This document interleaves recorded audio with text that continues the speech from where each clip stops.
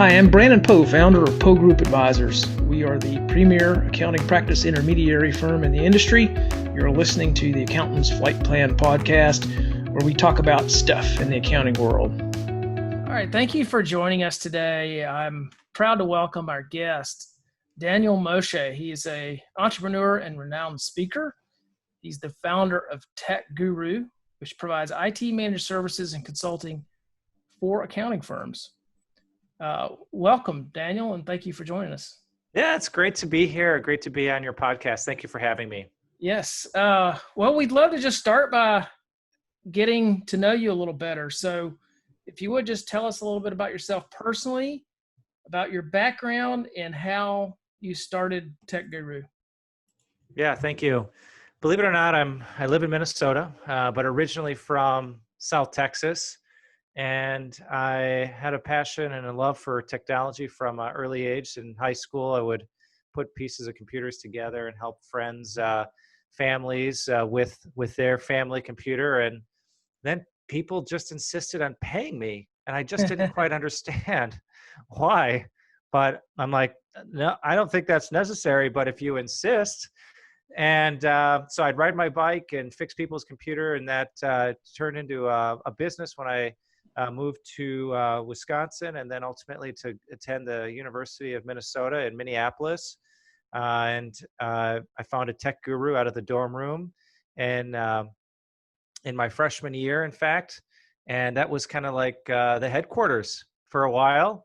And it was all things IT for anybody, businesses, individuals, nonprofits, you name it. And it was a great gig while in school. And then it just continued to evolve and grow. And people just seem to really like the work that I did. So I thought, well, I got to the point where I was ending up with 8 voicemails on my phone after my finance class or whatever at the university. I went to the business school, Carlson School of Management.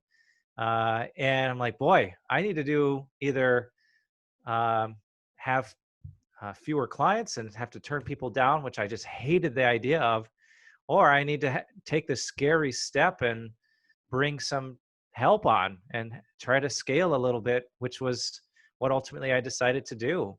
Wow. That is continued. That growth has continued to where we are today.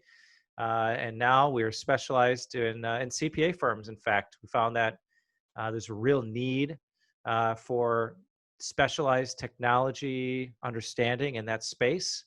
And so we've built a team of experts that really understand the unique nature of a CPA firm and the unique technology requirements that they have, very complex security and software requirements.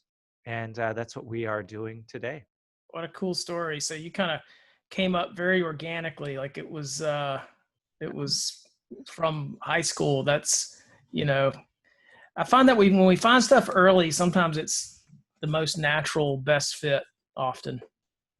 And it was exactly that. I wouldn't even say that I found it. I think it kind of found me more than anything. And I found, boy, I just kind of love tinkering with this stuff. And it was a hobby, and definitely turned it into a business. And of course, now I have different hobbies, but yeah. Most importantly, my kids keep me very busy on. What's kind of fun is sharing that passion with them as well. They're really into technology too.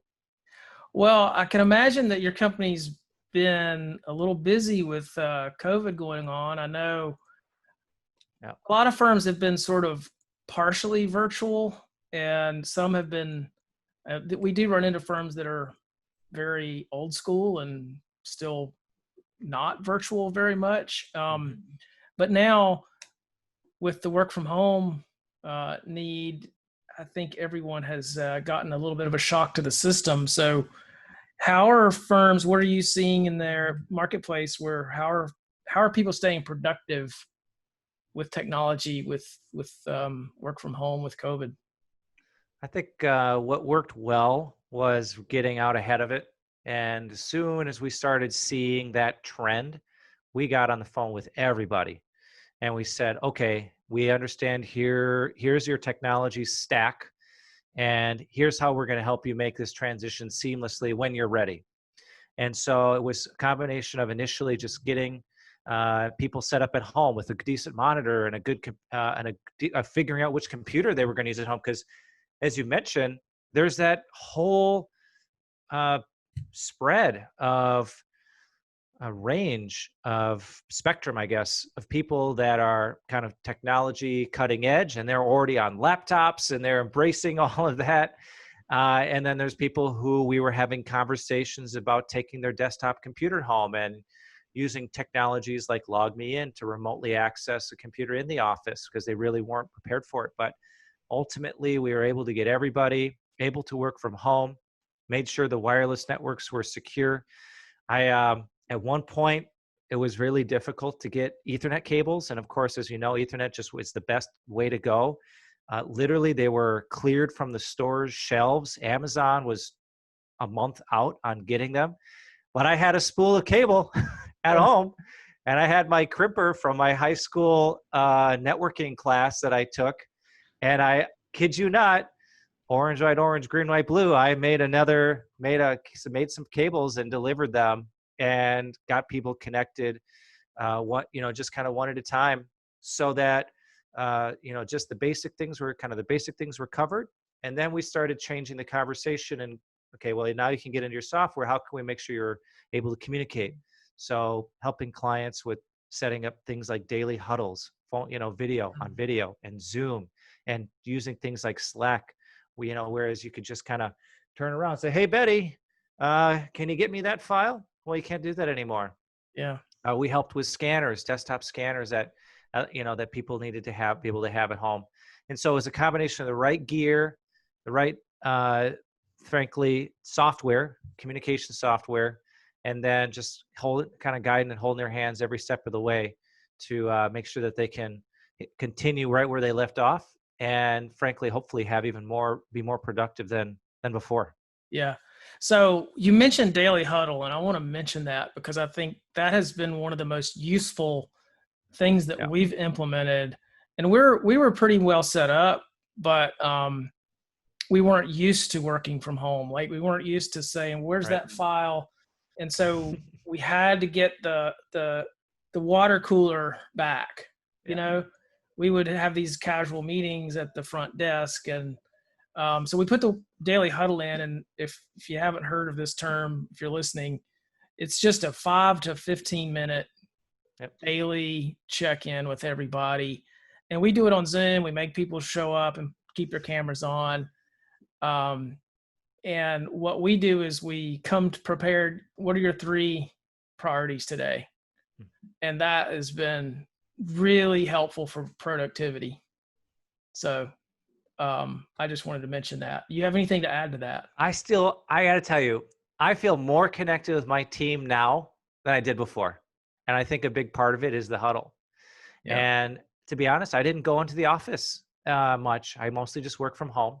And so I felt a little bit out of the loop. And I think there was a kind of a sense of like, I'm not sure what everybody's working on. We do a slightly different agenda, but it's the same concept. Rapid fire, quick. What's biggest win from yesterday? Most important thing you're working on today, and anything you need help with. And it goes really, really fast. If anybody says, I need help with XYZ, we don't solve it right there. The facilitator of the conversation says, okay, Joe, work with Heath, and you guys can work on solve that issue. Keep the meeting moving so you don't get bogged down. That's right. Yep, that's right. And so we have about between 12 and 15 people on our huddle every day at 8 a.m., and it's usually 10 minutes or less. Yeah. High fast pace, high energy. And the other thing we do, Brandon, which is kind of fun, we always have somebody share a kind of a joke at the end. Oh, I like that. Yeah. So it's from the cheesiest thing you can imagine, but you get everybody smiling in the morning. It's just a great way to start the day. I think I'm going to steal that one from you. I think I'm going to take that one. I like that. I mean, we got to have some fun, right? Yeah, exactly. And so, yeah, it's been, and we've always done we do a weekly 30-minute call, which is a similar format, but we have to report on our goals for the previous week. Got it. So there's some accountability with that. But adding the Daily Huddle was big. So, well, let me move on to my next question. So you came out sort of as a generalist in IT, and then you decided to focus on CPA firms. How did that happen? We, in our industry, the IT space, have seen barriers to entry really reduced, pricing kind of have downward pressure. We asked ourselves, look, it's a really scary thing to do, to go from a pretty good business that's, been growing at a decent clip, but definitely seeing the limits of what we can do with marketing to be able to attract new clients. Yeah. Because it's just hard when you're a generalist to find and attract new clients when don't have an industry vertical. And so we said, all righty, we're going to focus on dentists. And we got a domain name and a brand, and we went to a conference even for like IT dentistry conference, and it was quickly we quickly realized that is a bad idea. They just don't embrace technology the way that they thought we thought that they could. And so we did a quick pivot, and we found, and our second choice was CPAs. We had 2 at the time. We have several dozen now. We serve clients in 25 states now. And at the time, though, we only had 2 CPA firms, and we found 3 things. 1, they are technology forward. They have to be. And they embrace technology, and they use our services to the max. And they stretch what technology can do. Number 2, security is a huge concern, and there's a lot of risks out there. And 3, there's a lot of upcoming disruption from a technological standpoint for that industry. And so he said, I think we can make a huge difference and be the trusted partner for these CPA firms as they're moving through all this change and disruption. I think we're uniquely positioned to be able to do that with our skill set. And so we took, admittedly, a little bit slower step into it, starting with, a brand and things like that. We stuck with our same brand. And one conversation after another, we were affirmed that this was an incredible amount of need in this space, and that our approach to it was appreciated. And so now we're grateful to continue to be growing. And furthermore, given the economic struggles related to COVID-19, we've seen this before. Those other generalists out there are just cutting prices, and there's a lot of downward pressure. And we're able to, at this time, not only provide even more value for these CPA firms, because we're helping them work from home and helping them pick the right apps and so forth, but we're actually continuing to bring on more clients through this as well during this time. Yeah. People are transitioning and seeing that it's time for change, and that there's a better way. Well, it's interesting. Your business is very niche, however you want to say it. Yep. And so is mine. Like, we only sell CPA firms. We've got Accounting Practice Academy, which is a practice management just for CPA firms. And one thing we talk about in Academy is the ability to niche. Mm-hmm. And technology is to the point where geography is becoming less and less important. Right. And a lot of CPAs could take a page out of this book that we've written on how to specialize even more, and you're not limited to whatever city or state or province that you're in. If you're in Canada, I mean, it's and that's the cloud. Now, that's one reason to move to the cloud. Mm-hmm. What are some other great reasons to move to the cloud right now? I talk about kind of silver linings about this pandemic, and firms realizing the value of getting off of legacy software and legacy servers is one of them. And another silver lining of that, frankly, is leading up to this, a lot of firms we've talked to struggle with staffing, finding talented, reliable people that will stick around. And now the whole, frankly, world is available to you in terms of staffing in a way that it just isn't when you're trying to run off a legacy software and platforms. And I'll share a story from my own experience. We have a great longtime team member at Tech Guru who the right thing for his family was to move to Nashville, Tennessee from Minneapolis. Many years they've been talking about and planning to do this. Had it not been for the fact that we are already very virtual, we don't have a server of our own at Tech Guru. And we would have lost a really great tenured team member who continues to be a great contributor to the team. So there's just another reason that being able to have apps accessible from anywhere, where you can work from anywhere, be productive anywhere. Now it used to be, hey, you can travel. Nobody's traveling right now. You can be at that conference and keep things moving along. But the other thing nowadays too is you would build a more resilient firm that is not going to be taken down, even if there's a power outage in your city, even if there are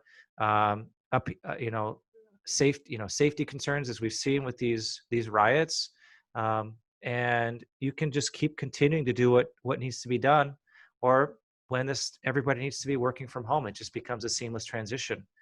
I sent an email out. We were early on to adopt the working from home, and we said, okay, everybody, we're going to just try this on. It was a Friday in March. Let's just see what happens. Go home. We're going to try it out. And it was totally seamless. Your comment about remote working brought up a book. This was written by the people who founded Basecamp. Oh, sure. Yes. Is it 97 signals? Is it? Yep. 37 signals. 37 signals. Well, they wrote a book about remote working because their company is, I think, a fully remote team, have been for years. If anybody wants to check out their book, 37 signals, pretty cool book. Is that Rework? Do you know which one? I remember they wrote Rework. I don't remember the title though. I think that is it. I think that is the title. Cool. Yeah. What do you think are the biggest obstacles to people doing this? I mean, like, why wouldn't you go to the cloud, especially now? Like, what are the pain points that keep people from doing that? That's the age-old question. There's some cost concerns because of the way that cloud infrastructure is set up. It is costly to use like CCH Access and Thompson, a virtual office. It's expensive to make that jump. And that's when you don't look at the total cost of managing your own technology infrastructure. When you realize the real costs of having to manage and maintain and back up all of that stuff and buy new servers every couple of years, it really starts to make more sense. I think that what's going to open the floodgates for moving the cloud is when OnVO and software like that become more usable for the everyday firm, for more firms. And why that's so powerful is the cost of managing all that really goes down because it's just a browser software that you need to access it. Yeah. And so I think we're just a few years away. I know that's what everybody's been saying for so long, right? We're just a few years away from that happening. But I feel there's a big push to moving to browser-based software. And when that happens, there's going to be absolutely no reason to stick with that legacy Windows software. There's so many great alternatives out there. And QuickBooks Online is another example of software that, when it first came out was a little bumpy, but has come a long way. And I feel that firms can lead by example by using these platforms for themselves first, like QuickBooks Online, set up dashboards for themselves, and then be able to do those same things for their clients as well. Yeah, that makes sense. So I heard you did a Zoom webinar recently, and you came away with a few takeaways from CPA firms around Zoom. Care to speak to that for a moment? Certainly. Yeah. If I was going to just give a couple of takeaways, I did that webinar for the Minnesota Society of CPAs on Zoom best practices, leading successful Zoom meetings. I think the first thing I would share is, when we walk into a meeting with a client or with our colleagues, we make sure we look good, the space looks good, and now that is a virtual space, and now it's technology that's helping create that ambiance, as it were. Yeah. And so I think taking a little bit of time and putting a little effort into lighting for your face, making sure your camera's pointing right at your face and not up or down. It's creating, it makes it so it's less distracting and you can get more done.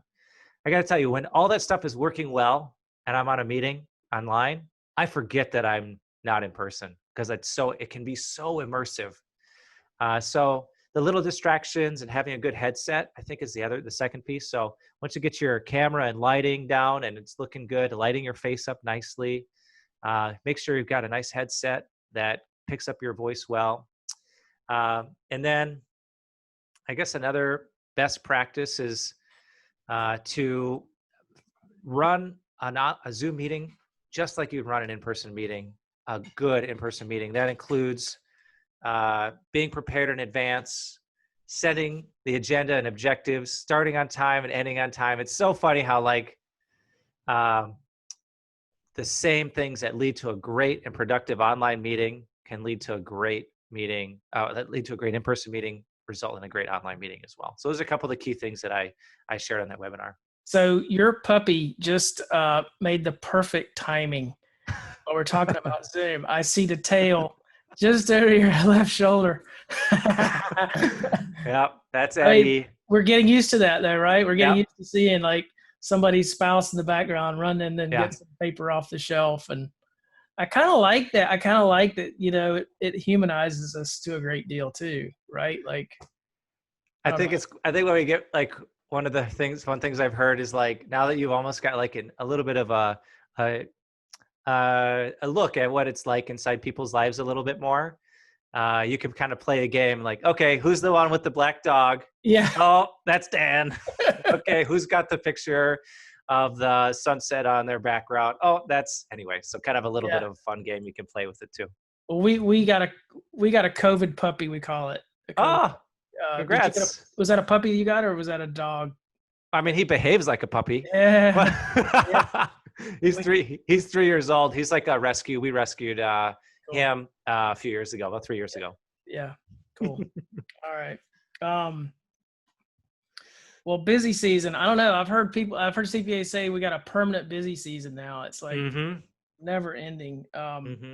But the light is at the end of the tunnel at this point. So how should firms prioritize their tech initiatives to get ready for next year, for the next busy season? I feel like now is the time to kind of take stock of what worked and what didn't, and make a list. And then from that list, prioritize based on return on value, return on time, what's going to give you the biggest bang for your buck. And then start planning those things now and get proposals or get some ideas of what it's going to take, so that when that last filing deadline finally passes, but again, it's like, okay, there's July, and then right after that is, a couple months after, that you can take that list and you're prepared to just hit the ground running when you've got a little bit of bandwidth and time. But as I mentioned, we're still helping clients with all different kinds of projects right now. But the big ones are like replacing those old servers. So now is the time to get the kind of proposals and plans in place, because hardware is a little constrained right now. So if any project you're looking at is going to require hardware, monitors, desktops, servers, even networking equipment, is on back order because of just constraints from the manufacturing due to supply chain disruptions related to COVID. Things are getting better slowly, but we're still seeing things take more than a month to get some computer equipment that we were used to getting within the same week. Yeah. So that's why I would say think ahead, plan ahead a little bit more this time. So you don't run into a situation when gear is finally arriving and the window of opportunity is kind of closing. Yeah. So that's the only thing I would think about there. Okay, that makes sense. And then what kind of capabilities should they be thinking about? Like, what kind of tech capabilities should they be adding? Yeah, so I think it's always starts with a business conversation first. Where is your customer base at right now? And what would benefit most? What would be a value add for your clients? And then what are the technology tools that can help you do that? We talked a little bit about QuickBooks Online and setting up dashboards. Is this the year that you help some of your clients migrate off of QuickBooks Desktop to QuickBooks Online, and then help them set up a business dashboard so they can have a pulse on their business? And that might even create multi-recurring revenue opportunities for your organization. So is this the year that you help your clients with cash flow forecasting, use a tool like Float or something like that integrates with their budgets to give them a sense of where they're at from a cash flow? I know there's a lot of work around PPP forgiveness, but once all that stuff is done, how can you continue the conversation? Now you're even more deeper in your clients' organizations. Yeah.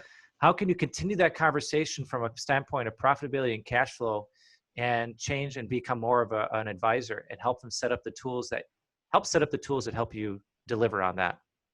Yeah, I think this event that's kind of rocked the world and will rock the profession is going to be a turning point for CPA firms. And this forcing of people to adapt is going to create a lot of change in the industry, good change, and not just for the firm, but it's going to be great for the clients. I agree.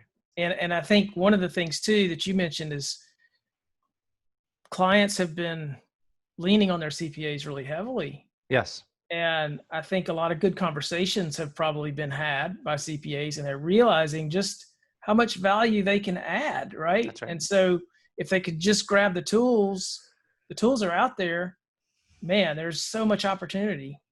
I agree. Yeah. That's really cool. If you were going to advise somebody starting from scratch, what are a couple of really good tech points you would suggest if they're starting just clean slate? I get this question a lot, and I love talking about this because the question really is like, if you were going to build the ideal CPA firm is virtual. If you're going to build the ideal firm, how would you do it? And these are the same questions we ask our existing clients that have been in business for, in some cases, decades. If you were starting over today, how would you do it? And it would be 100% in the cloud, using virtual cloud-based tools. And that's the thing people don't realize, just like Office 365 subscription has so many tools that people don't even realize. I've spoken about this topic, has so many built-in tools when it comes to automating and scheduling with clients, for example, to making it easier to do business with you, to connect with you. So I would also say pick a niche. Yeah. Look in your past and figure out what industry do you have like the best connection and rapport with. And even if you feel like you're not a total subject matter expert in it, you will be soon. Yep. They will teach you. I got to tell you, I did just initially reaching out, or initially launching the CPA focus. I just reached out to a dozen CPAs in my community, and some that I knew already previously, some I didn't. Everyone took the meeting, and I just peppered them with questions, and they were just so happy to help me get a leg up, because it's such a breath of fresh air, I feel, to have someone who truly understands your industry and business. And in another life, or in another part of my life, I'm an EOS implementer, Traction. I help companies implement the EOS system in their business. And those that have an industry focus, and it's all independent, it's a one person pretty much practice. And for those who start with a niche in the beginning, they launch the fastest. And so those are just a couple things. Start virtual. And I got to tell you, if at all possible, get an assistant from the beginning. Yeah. If it's possible. I started my EOS practice about 5 years ago and had virtually no revenue. But I said, you know what? If I don't get an assistant, I am my own assistant. And it's so easy as I love doing the technical stuff too, to get sucked in and bogged down on the technical stuff instead of doing the things that I need to do to grow my business, which is pick up the phone and talk to people. Yeah. And so the great thing about, and I've had an assistant ever since, is she holds me accountable. It's just like, here are the 5 people you need to call today. And I need that. Yep. So it can be fractional, it can be virtual, it doesn't have to cost a lot. Get an assistant early on. And it's funny, I'm the tech guy, and here I am like non-tech tech ideas, but that was a huge breakthrough for me, not having to do some of the day-to-day stuff and being able to focus on the true value adds from the beginning. Yeah, a good assistant is really a game changer if you don't have a good assistant. Yeah, that's good. One book, if you're going to recommend one book to our listeners, what would it be? Yeah, the book that I talk about the most and has made the biggest impact in my life, biggest impact in my business is hands down, Traction by Gino Whitman. Yeah. I read that book probably 7-8 years ago. I said to myself, we have to use the system. We implemented it ourselves. It worked so well. I ended up working myself virtually out of a job. And so 4 or 5 years ago, I was like, oh, what do I do now? Well, I love Traction. I love EOS. So actually, in addition to working with CPAs and their technology, I'm also working with a dozen leadership teams implement EOS and Traction. And then if you would bear with me to say one more, share one more. Sure. People are the most important part of all of our businesses. We're in the people business. Who by Geoff Smart is my favorite people book. And it's about how to attract, retain and get clear, first of all, on who it is that you need to hire in the first place.